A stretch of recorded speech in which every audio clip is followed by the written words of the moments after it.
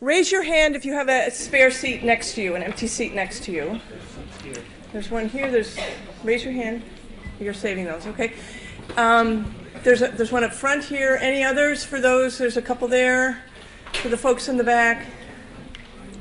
Raise your hand if you have a... Okay. I don't want a lot of people sitting on the stairs. Lord knows we have enough issues that we don't want the fire department to be one of them.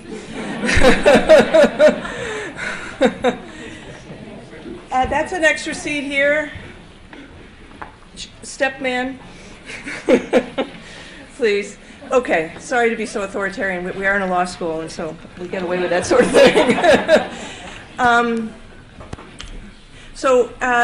I'm Catherine Franke. I teach on the law faculty here, and I do a lot of other things outside the law school, many of which have to do with the rights of Palestinians and sovereignty questions around Palestine. And I want to welcome you to Columbia Law School. Whenever I teach in this room, I don't look out at this audience. And so it's a delight to have this audience here with us and our live streaming audience on the web there. Which is my awkward segue to the fact of I want to let you know that we have a live stream feed for this event tonight, so you're on notice of that if you want to speak or have objections to being on camera.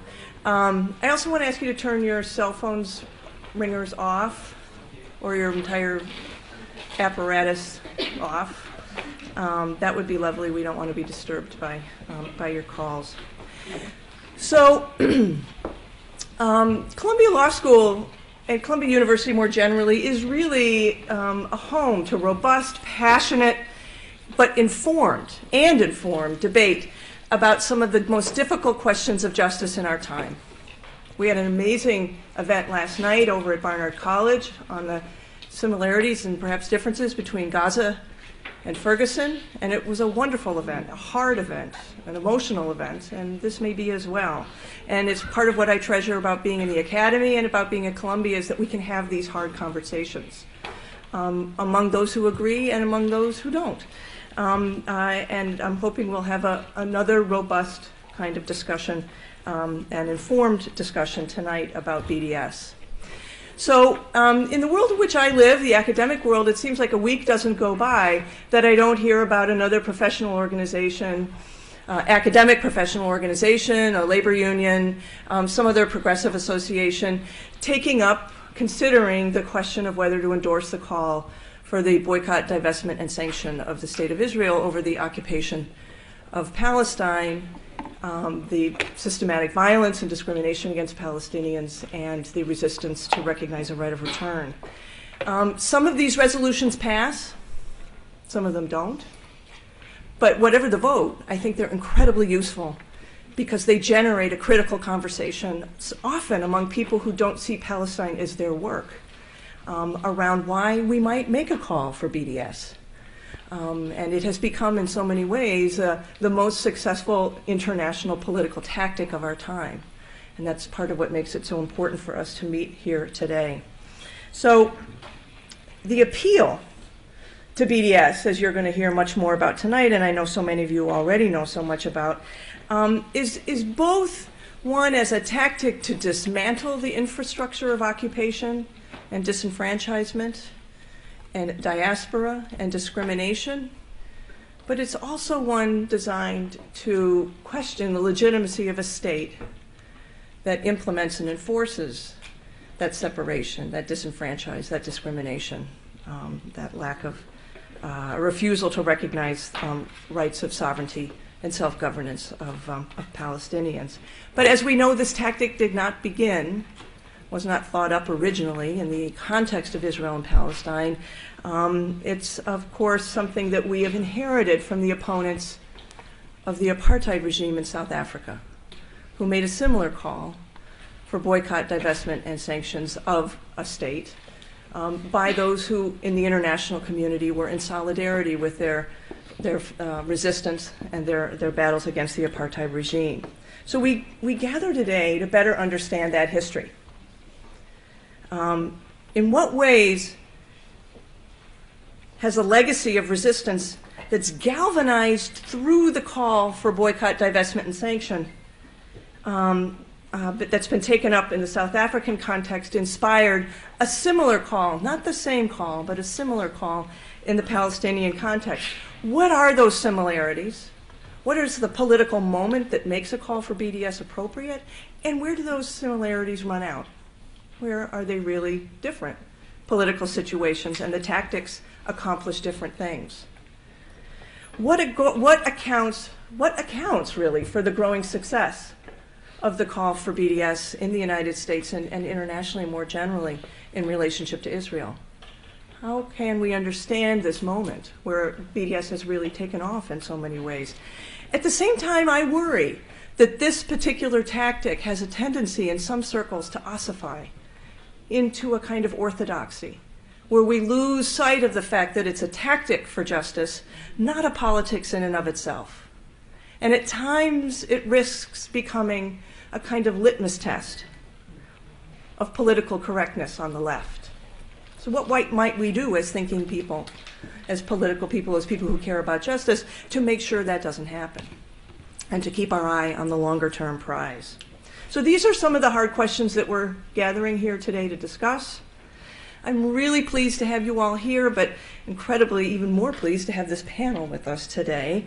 And I will implore you to listen with an open mind, to be respectful of ideas that you agree with, as well as those with which you may not agree, and to learn. But what I will not ask you to be is civil.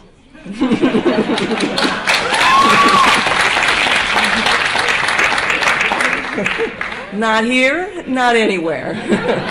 Well, maybe in dancing class or somewhere like that. But, you know, that's a different context. So I'm going to step aside here and have Nadia Abu-Alhaj, one of my wonderful colleagues from Barnard College, who co-chairs the Center for Palestine Studies here at Columbia with Brinkley Messick. Brink, raise your hand. Where are you there? She's going to introduce Rashid Khalidi and our panelists, and I've fobbed off to her the fun task of moderating tonight because many of you have seen enough of me over the last few days, and I should share the fun with someone else. So, Professor Nadia Abu-Alhaj.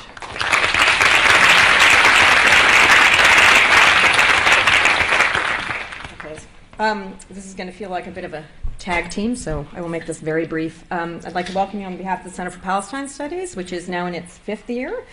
And as Brink likes to say, we are the only such center in the Western Hemisphere, although we hope not to remain that way forever. So my very limited task here until I moderate is to introduce my colleague and friend, Rashid Khalidi, who is the Edward Said Professor of Modern Arab Studies at Columbia. I've known Rashid for a long time. He was my teacher before he was my colleague and at more than one institution. Well, and now his kids are who I knew as children or adults, so we're all moving up there in the world. Rashid is probably the most prominent historian of Palestine, not even probably, today. He has taught at many institutions, starting out his career at AUB in Beirut, where in fact he taught my mother when she was doing an MA.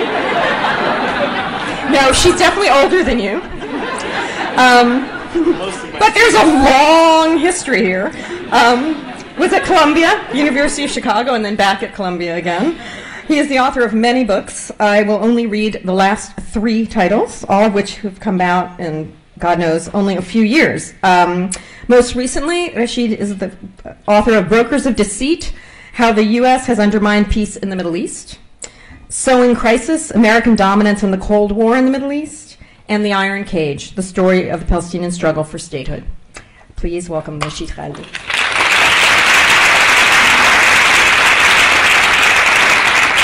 Thank you. Thank you all. I was honored to teach Nadia's mother, but I was very, very young when I started. I have to promise you. I'm now teaching the children, and in some cases I expect soon the grandchildren, the people I taught in Beirut, but there we are. Very, very young. Our topic this evening is Palestine's South Africa moment, ? The BDS movement, the Boycott, Divestment, and Sanctions movement. And I think you have to think of this. I'll try and be brief, but I want to say a couple things. I think you have to think of this in terms of a question that any people, any group suffering, injustice, and oppression has to think about, which is how do you struggle for justice and against oppression? There are all kinds of answers to that question. If you're Palestinian, and if you live in certain places, say New York City, like myself, you are always told, actually you're lectured, that the Palestinians should be nonviolent. What usually follows that, after you're told what the Palestinians should do by people who have no idea what the situation of the Palestinians is where is the Palestinian Gandhi? Now, I manfully refrain from responding to the latter question, as I am going to respond right now, which is to say, and I sometimes say this to myself under my breath, well, the Palestinian Gandhi may well have been shot down in cold blood by an Israeli sniper during a demonstration, like the 2 children per week who were killed, 2 children according to the Defense for Children International, who were killed per week, every week, between 2000 and 2012. Maybe, maybe not. Maybe the Palestinian Gandhi is in prison. Maybe the Palestinian Gandhi had something else happen to her or to him. I've heard many objections to boycott, divestment, and sanctions, to the way the movement is actually functioning, or to the very principle in particular of boycott. And some of these objections may in fact have some validity. But in response to the question on violence, in other words, why aren't the Palestinians nonviolent? I have many things that I want to say, but one thing that I do say is, well, actually, the most successful Palestinian tactic in recent years has been boycott, divestment, and sanctions, which is, whatever else one might say about it, a non-violent means of struggling against injustice and against oppression. Anyone in this room who has any historical consciousness knows that there's an enormously long and storied history to boycotts in particular, but also to attempts to divest or to sanction those committing injustice and oppression. Anyone older than me or my age will remember the importance of boycotts in the U.S. civil rights movement. The bus boycott, Rosa Parks. Everybody who has a child who went through American schools learned about Rosa Parks. Boycott, that's what it was about, a bus boycott. The lunch counter business, same kind of issue. This is a tried and true tactic used by the American civil rights movement. Those of you who are a little younger, you don't have to be as old as me, might even remember how things worked in this country in the 80s and the 90s, during the Reagan administration in particular, when boycott and divestment and sanctions were an important tool in the struggle against the apartheid regime in South Africa. I am not the person to tell you about these things. We're about to hear today about whether Palestine, in fact, will have a South African moment from 2 people who are much better placed than I am to tell us about this. Before I introduce them, which I'm about to do, let me leave you with the words of someone who knows, I think, a great deal about struggles against injustice and oppression, Angela Davis, who was speaking in this city recently, and she said that Palestine is the moral question of our era, like Vietnam was in the 60s and like South Africa was in the 80s. And these are struggles in which all kinds of tactics were used, mainly violent tactics, by the way, in both cases. But in the South African case, as we're going to hear, it was a very important element as well. We have 2 people quite well qualified to speak to us tonight about these topics. Omar Barghouti, on my left, not on the left, I'm saying to my left, sitting over here, is someone who has been involved in this issue for a very long time. He's someone who's not unfamiliar to these precincts, having been a student at Columbia. He's an independent Palestinian researcher and human rights activist. He is a co-founder of the Palestinian Campaign for the Academic and Cultural Boycott of Israel, and of the Palestinian civil society-led boycott, divestment, and sanctions movement against Israel. He's a research fellow at the International Institute of Social Studies in The Hague. He holds a bachelor's and master's degree in, wait for it, in electrical engineering, no less, from the Fu School of Engineering here at Columbia. Yeah, no, some people are better at some technical things than others, however. And he also has a master's in philosophy with a specialization in ethics from Tel Aviv University. He's the author of BDS, The Global Struggle for Palestinian Rights, and you may have seen his commentaries in the New York Times and in many, many, many other venues. On my right, over here to this side, is Professor Mahmood Mamdani, a friend and a colleague and a cherished collaborator in a number of things. Many of you know that he's the Herbert Lehman Professor of Government and Professor of Anthropology, African Studies and Political Science at Columbia University. Many of you may not know that he's also a professor and the executive director of the Makerere Institute of Social Research at Makerere University, Kampala in Uganda. Professor Mamdani received his PhD in 1974 from Harvard University, same year I got my doctorate, actually. I just noticed that. Huh? And he's specialized in a comparative study of colonialism since 1452. Not 1492, 1452. And in the question, it was 92? That's a misprint? Oh, I thought we had an interesting topic there. You can ask him about South Africa, don't ask him about 1452. He's also specialized in the question of civil war and mass violence.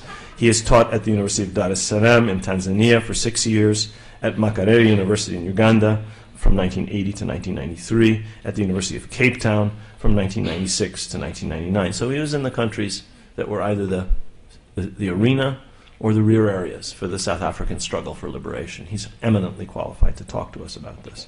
I could read some of his many other distinctions. He was president of CODESRIA, the Council for the Development of Social Research in Africa, for 4 years.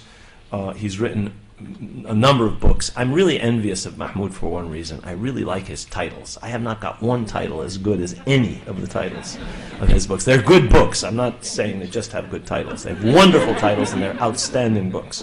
He wrote Define and Rule, Native as Political Identity. He wrote Citizen Subject, Contemporary Africa and the Legacy of Late Colonialism. He wrote Saviors and Survivors, the alliteration. Darfur, Politics and the War on Terror. He wrote Good Muslim, Bad Muslim, America, the Cold War and the Roots of Terror. That was a bestseller. He wrote Rwanda, When Victims Become Killers, Colonialism, Nativism, and Genocide in Rwanda. He has won multiple prizes, awards. He's done extraordinary service. And I think I'll leave it at that. So join me in welcoming both of our guests.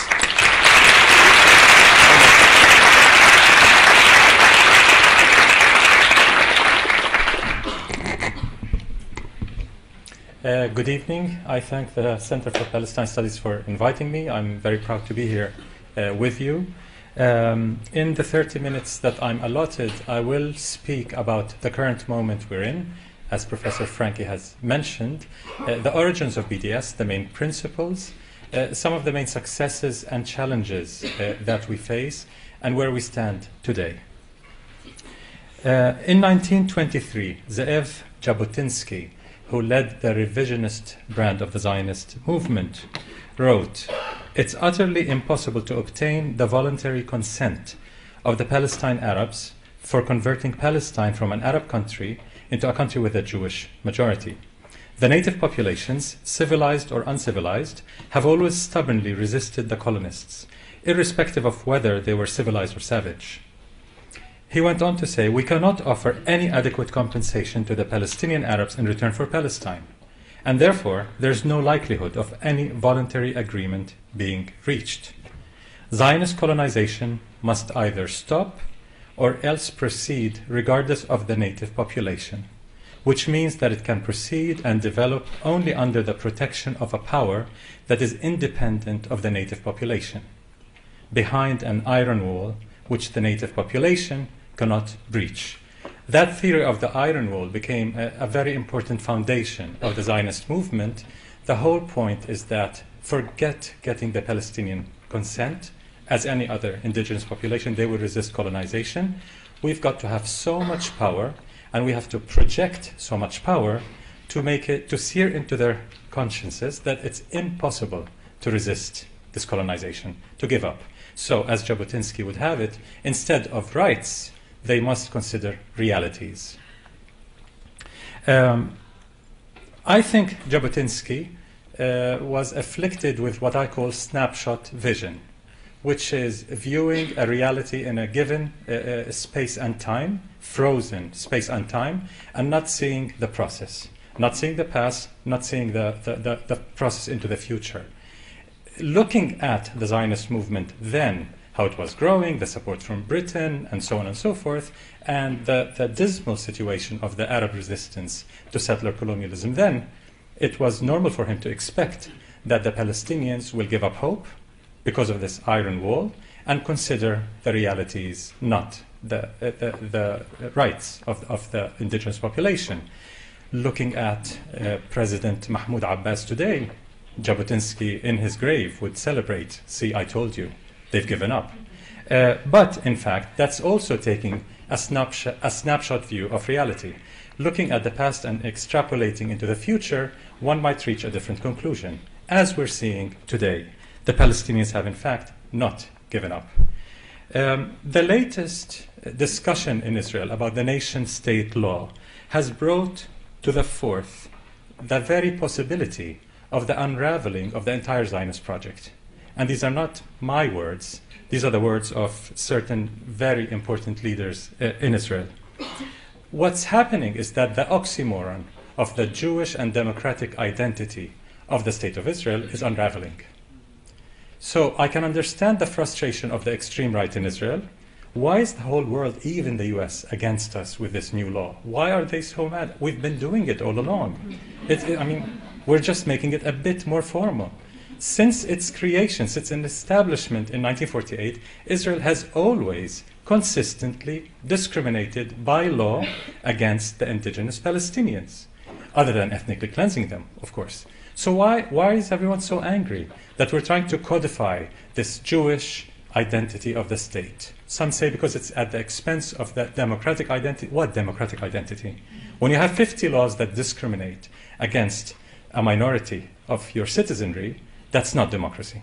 Forget the occupation. Forget the ethnic cleansing, the refugees. Even looking at Israel in its 1948 borders, that cannot possibly, by any textbook definition of democracy, be considered a democratic state. So what Netanyahu and his far-right government are doing is resolving this oxymoron, resolving it. It cannot exist any longer. Let's be very honest. Forget democracy. This is an ethnocracy, as Oren Yiftachel and others have called it. This is a Jewish supremacist state. So no pretense of democracy. And that's a very important development because it's revealing Israel's true nature. The last mask of Israel's so-called democracy has been dropped. Professor Joseph Levine of the University of Massachusetts actually said the very idea of a Jewish state is undemocratic, a violation of the self-determination rights of its non-Jewish citizens, and therefore morally problematic. And he says, there's an unavoidable conflict between being a Jewish state and a democratic state. I want to emphasize that there's nothing anti-Semitic in pointing this out. And it's time the question was discussed openly on its merits, without the charge of anti-Semitism hovering in the background. Well, now, no one has to discuss the oxymoron because, as we said, Netanyahu is destroying it anyway. So, as I started saying, that this may indeed usher the beginning of the unraveling of the Zionist project.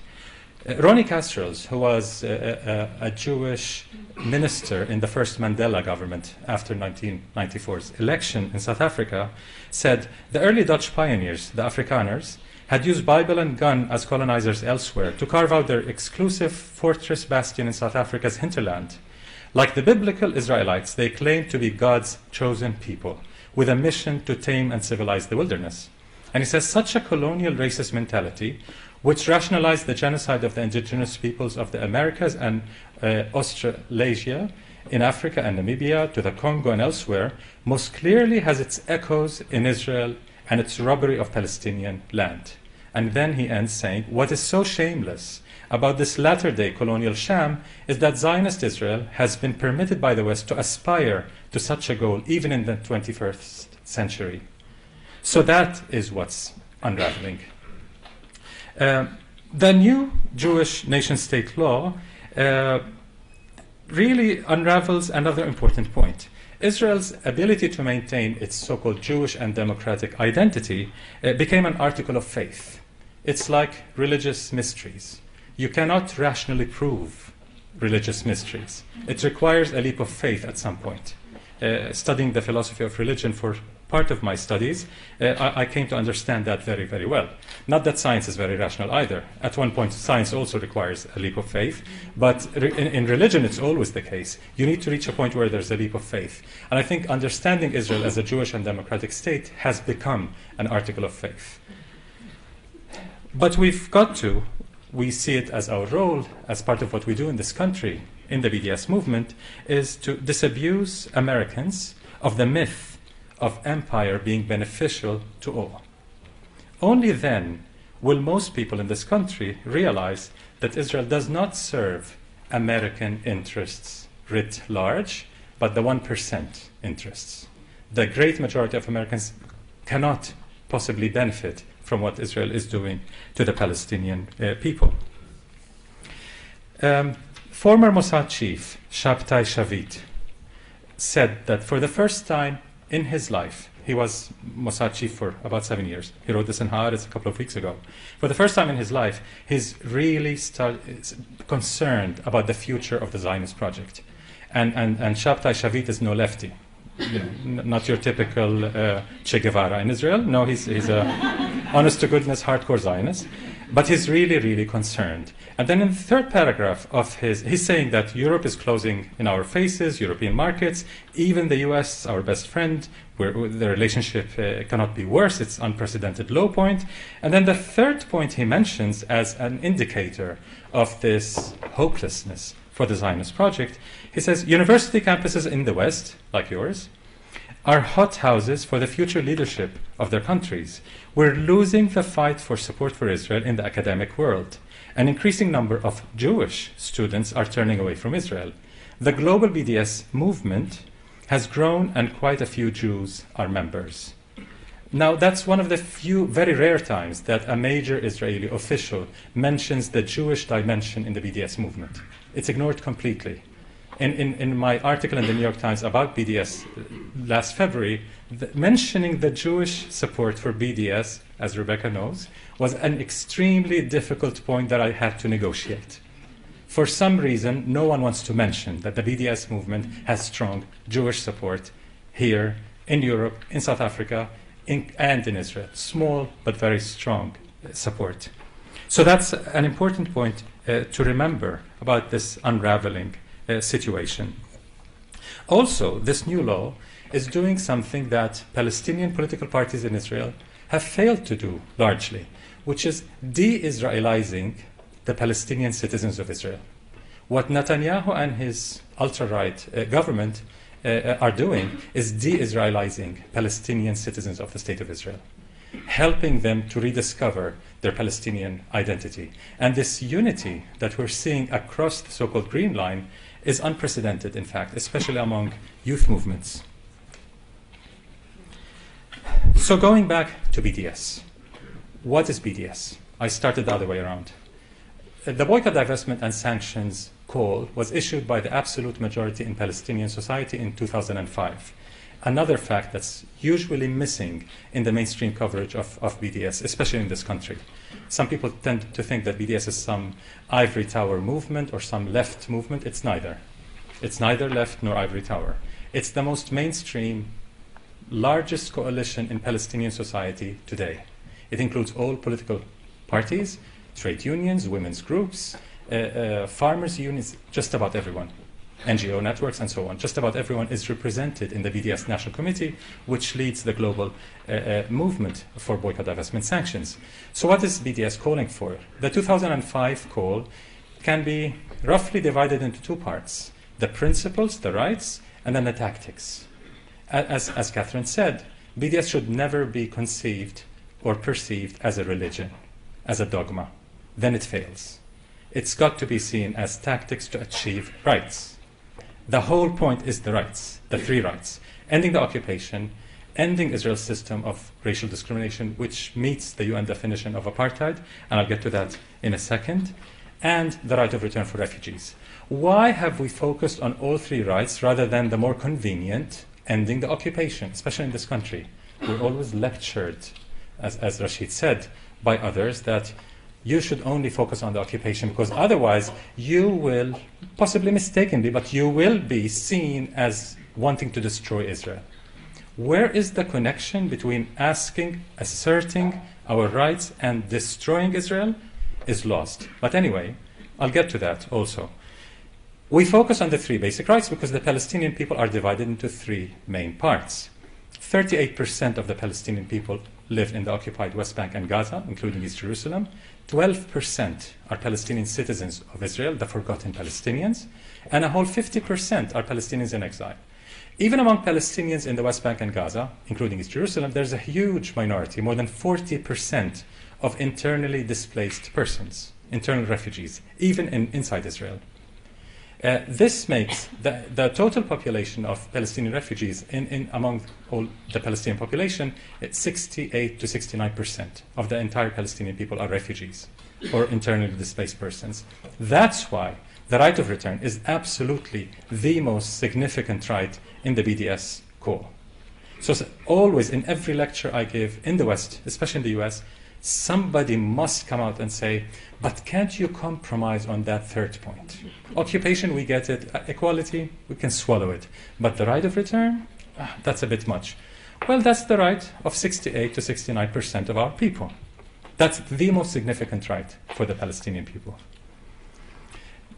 Since BDS was launched in 2005, the second part was clear, that we're calling for a boycott, divestment, and sanctions in all fields, academic, cultural, military, economic, financial, sports, and so on, very much modeled after the South African boycott movement, which I personally was part of, a tiny, tiny part of here at Columbia, but quite different than the South African movement. Again, as Rashid said, and others have said, there's no copy-paste.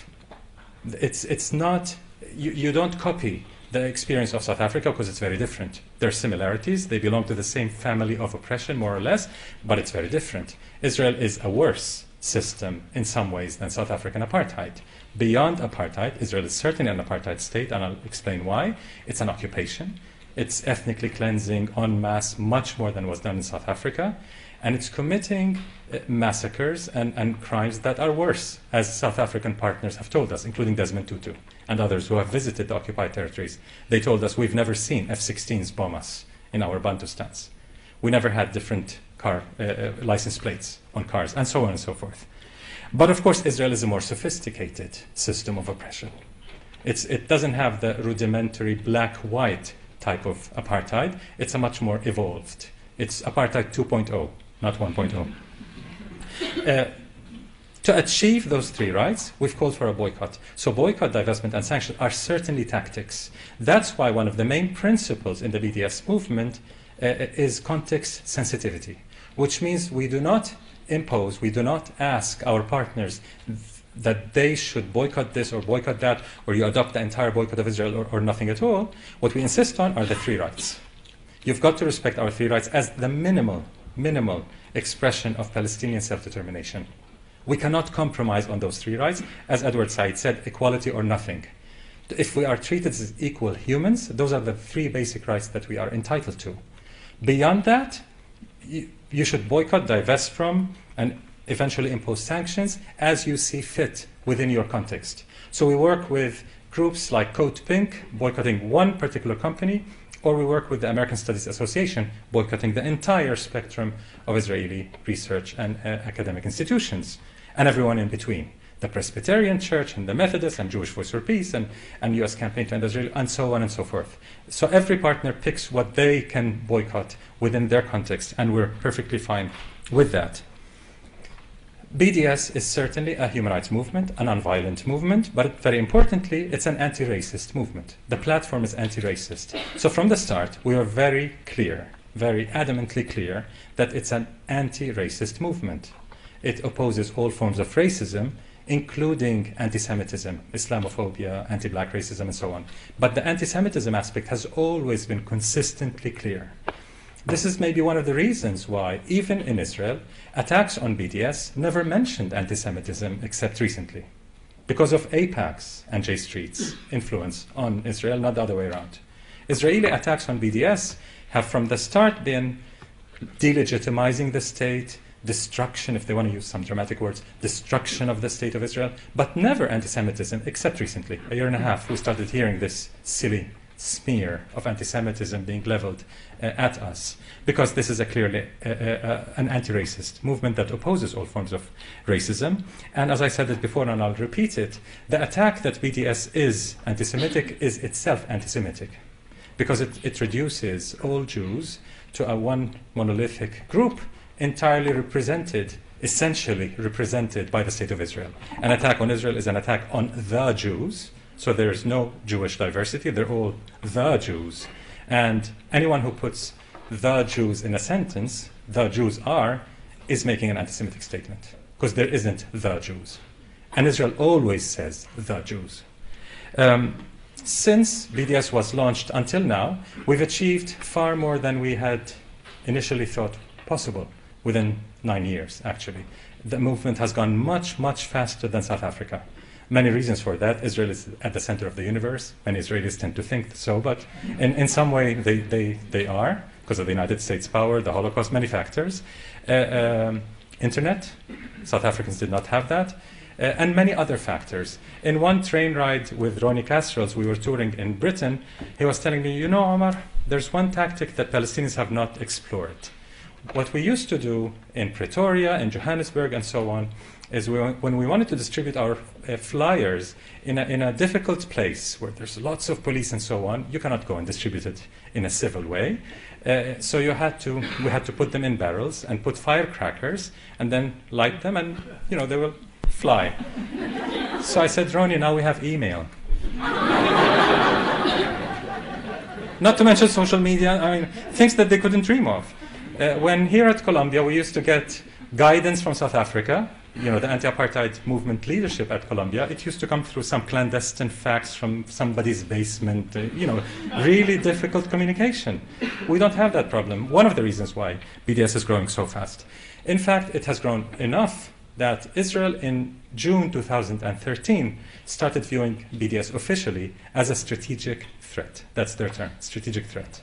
And they've shifted responsibility for fighting BDS from the Ministry of Foreign Affairs, the propaganda ministry, to the Ministry of Strategic Affairs, which handles the so-called Iranian nuclear threat, strategic relations with the US, and so on. So BDS now is there in that category of strategic threats to Israel.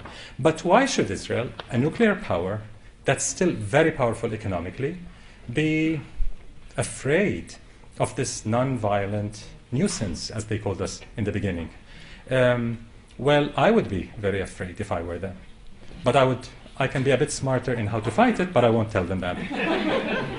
I think their IQ is dipping. I don't know what's happening with Zionism, but when I went to school here, Zionists used to be smart. I don't know what happened.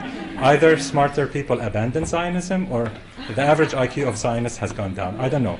But they're really not thinking straight, because they haven't come up with one smart tactic to fight BDS. One smart tactic since 2005. And we're not being cocky about it. I mean, seriously. We're not facing serious challenges there. It's becoming an open door, almost everywhere. Despite the anti-Semitism smears and despite the propaganda and AIPAC trying to project power, it's not fooling anyone. We're not intimidated, we're pushing on, and we're succeeding. It's entering the mainstream. But the main tactic from the start was the Brand Israel campaign. Sending, as they said it, the foreign ministry, sending artists and cultural workers and nanotechnology scientists and musicians to rebrand Israel as a country associated with liberalism, gay rights, science and art and so on, occupation, violence, and so on. They did research and they found out that's how Israel. So they pumped billions, literally.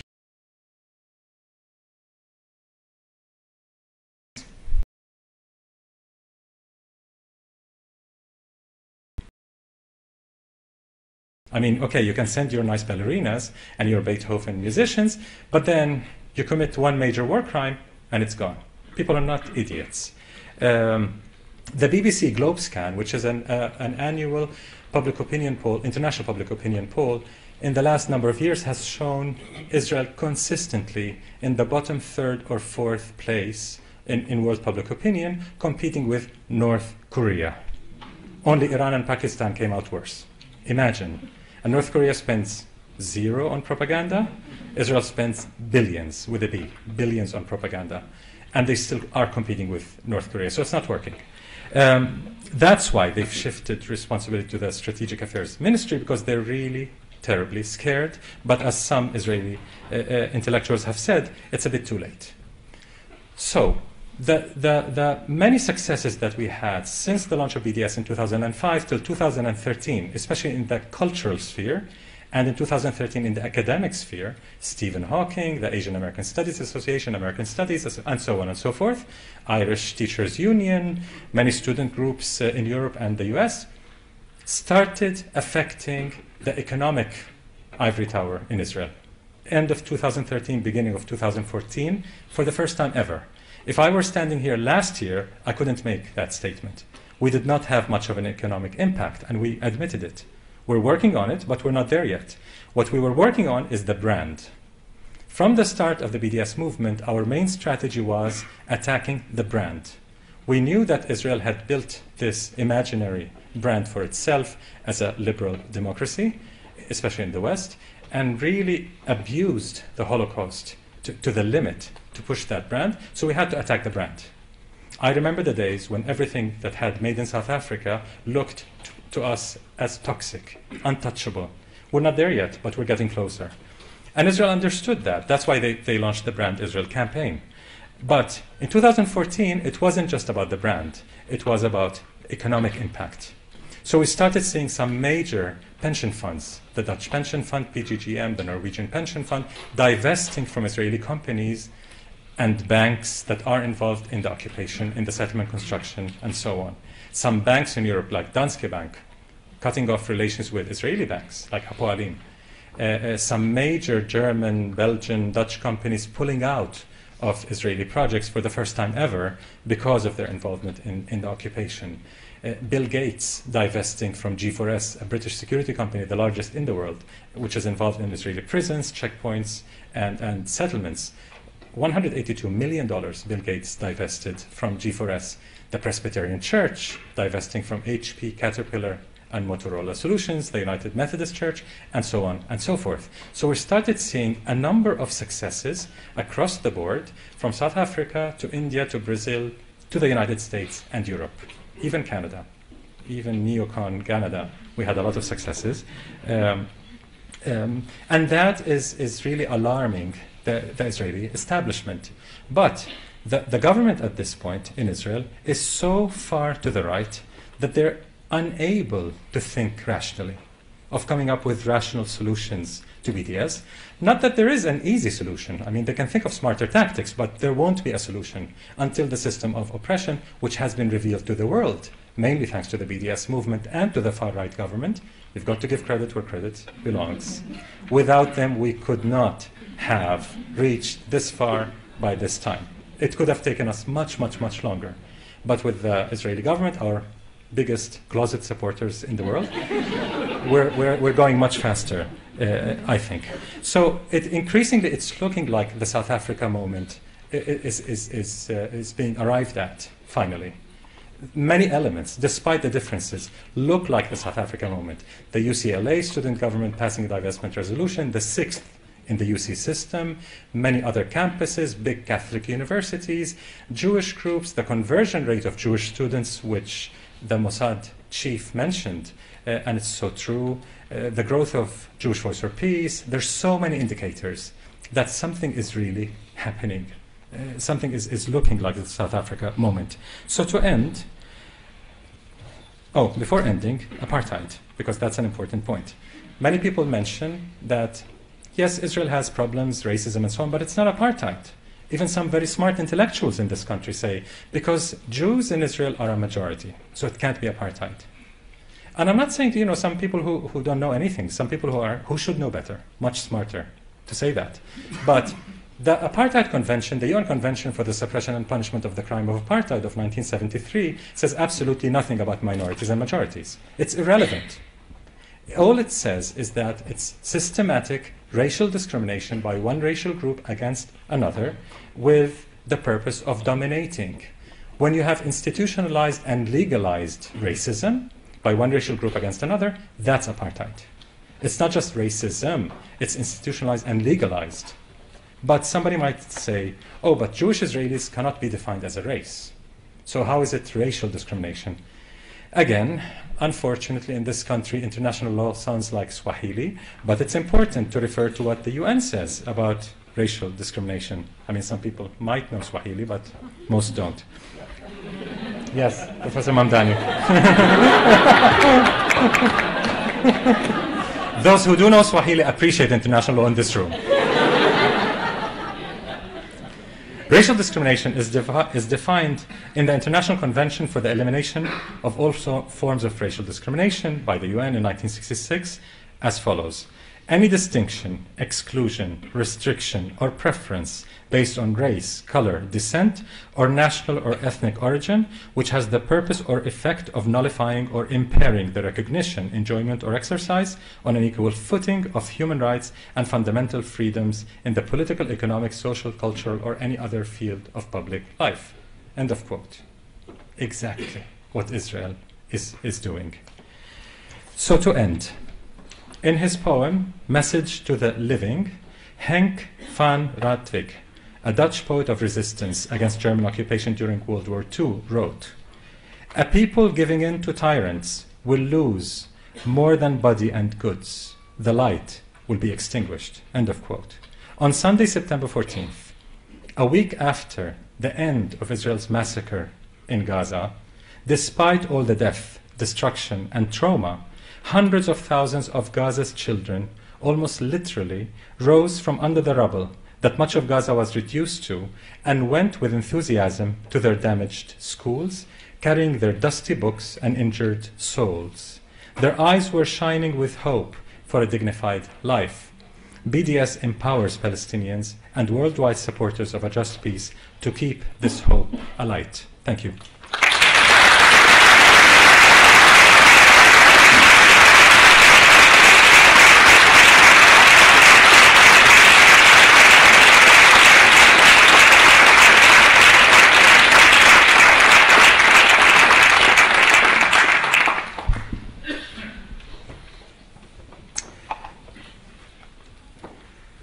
I'd like to join Omar Barghouti in thanking the Center for Palestine Studies to invite me to join him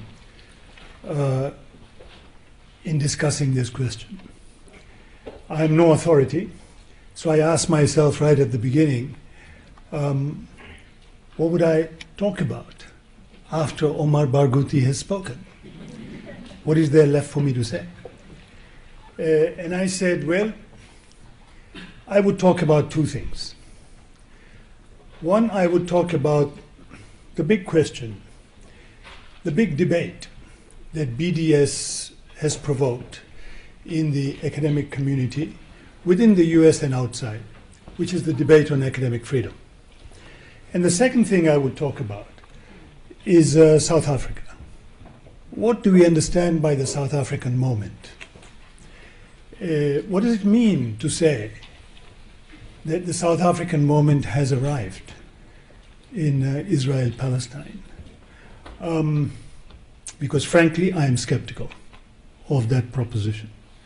And I will try and explain why I do not think the South African moment has arrived. Because to understand it is to appreciate the challenges that lie ahead. First, the academic freedom question. Now, there's a very important difference in the debate on academic freedom that unfolded in South Africa in the 1980s and the debate in Israel today. In South Africa in the 1980s, academic freedom was the demand of the anti-apartheid movement. In Israel today, it is the rallying cry of the movement that supports the State of Israel. It's complete opposites. In 1980s in South Africa, the anti-apartheid movement, students and faculty, pushed university administrators to demand and to fight for more and more academic freedom because they believed that was necessary to increase the space for anti-apartheid organization, freedom from the state itself. It's not the case in Israel. How does one understand this difference? In 2008, 2009, just some years ago, there was a big debate at the University of Johannesburg. The University of Johannesburg had very close links with Ben Gurion University in Israel. The debate was on cutting the links between UJ, University of Johannesburg, and Ben Gurion University. This debate went on for 18 months. At the end of 18 months, the University Senate voted. It was a secret ballot. And at the end of it, the Senate decided to cut the links with Ben Gurion University. The pro-Israel lobby called for academic freedom for those who have it. The anti-Israel lobby demanded academic freedom for everybody in Israel. This was the big difference in the debate. The anti-Israel lobby produced evidence, produced UN reports showing that Palestinian academics in Israel do not have academic freedom. They called for a democratic demand, a democratic understanding of academic freedom in Israel, in Palestine, around the world itself. I believe that we should issue a declaration asking people, academics, starting with Columbia University itself, around the US, in Israel, in Palestine, around the world, an open call for academic freedom in Israel. Academic freedom for all, not just academic freedom for a few, not academic freedom for a select minority, but academic freedom for everybody. A democratic rather than a privileged notion of academic freedom. Now, let me come to the larger issue. I think the boycott, both the South African boycott of the 1980s and the BDS boycott today, needs to be placed in a larger context. And that larger context is the anti-apartheid struggle. There was no military victory against apartheid in South Africa. I begin with that. The end of apartheid was a negotiated settlement.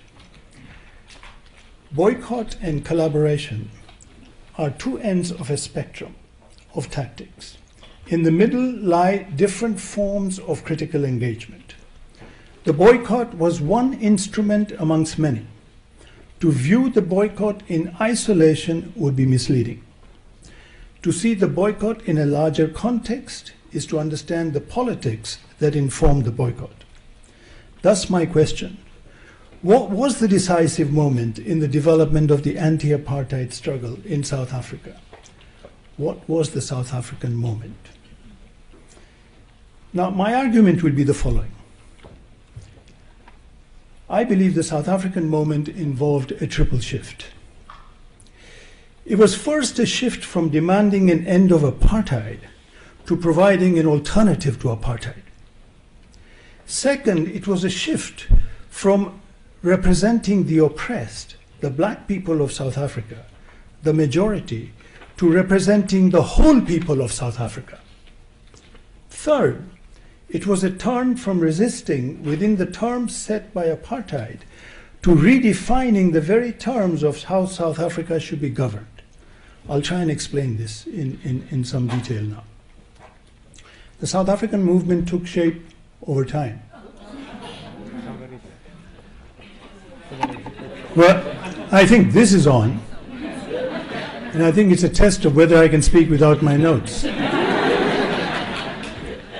Do you really believe what you say? Talk when the light is off. South African movement took shape over time, challenges faced by the anti-apartheid struggle. And I want to begin the birth of the armed struggle. The armed guerrilla whose objective was to liberate the the professional revolutionary patterned after Lenin's injunctions in what is to be done, a vanguard whose mission was to lead and liberate. Imagery, guerrillas were like fish in water. The fish was active, the water supported. Unfolded as a project, the results were by and large disappointing, even negative. Moved into exile, the more the population was pacified. The 1960s was a time of rapid economic, huge inflow of capital, foreign capital into South Africa. Economic historians speak of the 60s as the decade that led to the secondary industrialization of the South African economy. From the point of view of the people, the 1960s was a decade of relative silence, the silence of the graveyard. That silence was shattered by Soweto 1975. The significance of Soweto was threefold. First, it shifted the initiative from the professional revolutionaries in exile to community-based activists. Second, it shifted the focus from armed struggle to direct action. The youth of Soweto had no more than stones. In both these, Soweto evokes. But Soweto also that one may speak of it as a sea change. Before Soweto, the resistance in South Africa developed within the framework set by apartheid. To understand this framework, we need to look at the apartheid mode of governance. Apartheid divided the whole population into races: Africans, Indians, coloreds, whites, called so many population groups. In response, each population group organized separately as a race. Africans as African National Congress, Indians organized by Gandhi as Natal Indian Congress. I'm sorry, but the historical Gandhi does not conform to the image of the Gandhi you are being asked to produce in Palestine. The coloreds organized as Colored People's Congress and Democrats. The Congress Alliance was an umbrella alliance of these separate, racially based resistance groups. This is how the mode of governance of apartheid became naturalized as a mode of resistance. There were two major breaches in this mindset. The first breach was 1955, the ANC Charter, the Freedom Charter, which contained a clause: South Africa belongs to all those who live in it. Right. This was an elite declaration, but it was a declaration of huge significance ideologically. It was the birth of non-racialism, and I will return to this later. The second breach, just as fundamental, if not more so, was the work of Steve Biko and the Black Consciousness movement. And this was from below, an alliance of ordinary people, mainly students. The Freedom Charter created the basis for an alliance at the top. Its effect was to incorporate individual whites into the anti-apartheid movement. That was its importance. South Africa claimed to be the only democracy south of the Sahara, just as Israel claims to be the only democracy in the region.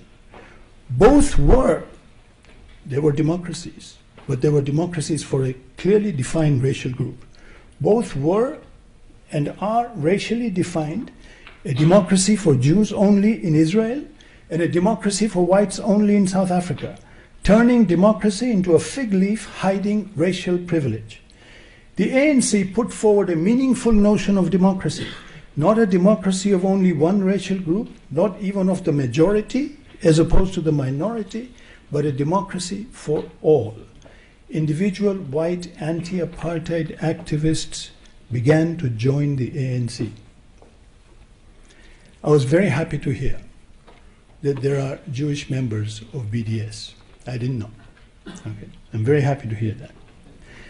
Black consciousness was a unity from below. It was a unity of all the oppressed because black consciousness included Africans, Indians, and coloreds. Apartheid power had fragmented the subject population. The census recorded this fragmentation as separate groups. The great historical achievement of black consciousness was to pull the rug from under apartheid governance. Black, said Biko, is not a color. Black is an experience. If you are oppressed, you are black. Now, is there a lesson here for the anti-Zionist struggle? I believe there is. I think that's my order. Now, the Palestinian predicament is not the same as that of the South Africans under apartheid.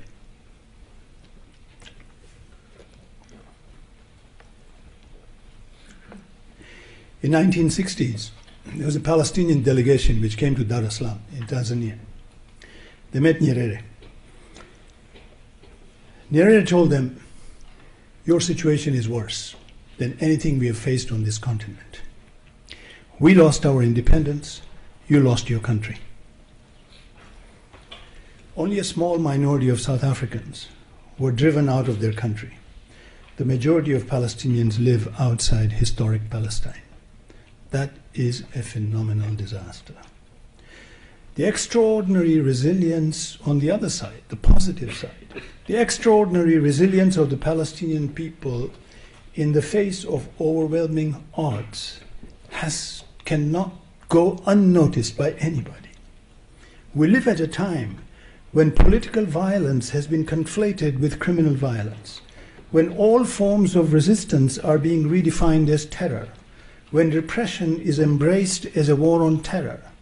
The major exception to this global trend is Palestine.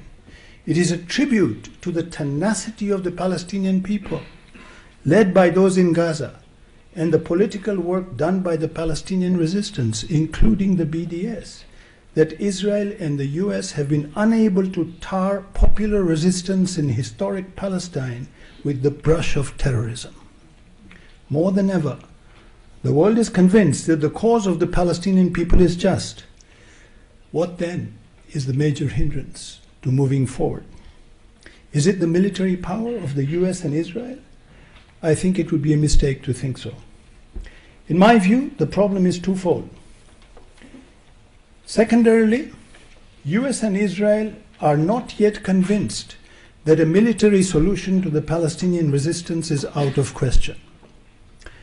Primarily, the Israeli people, the majority Jewish population within the state of Israel, is not yet convinced that it has an option other than Zionism. This is the real challenge. The Zionist message to the Jewish population of Israel is this: Zionism is your only guarantee against another Holocaust. Your only defense against a second Holocaust is the state of Israel. The real challenge the Palestinian resistance faces is political, not military. Let me return to apartheid South Africa to clarify that challenge. Consider two facts. The party of apartheid, the National Party, came to power through elections in the 1960s and was returned to power with a greater majority in every other election every 4 years. The dissolution of political apartheid also involved a whites-only referendum, whereby the white population authorized its government to negotiate with representatives of the black majority. This referendum went alongside a debate in both the black and the white population. In the black population, the rejectionist view was advanced by the Pan-African Congress, PAC. The PAC slogan was, one settler, one bullet. Okay? The Algerian solution, get the settlers out. Right? In the white population, the rejectionist view was challenged by a number of organizations, from the Conservative Party to the AWB, but it was best reflected in a book by a journalist called Rian, the descendant of a former state president of South Africa, Johannesburg Star. He was a crime reporter. He reported on crime in the black townships, mainly of Johannesburg.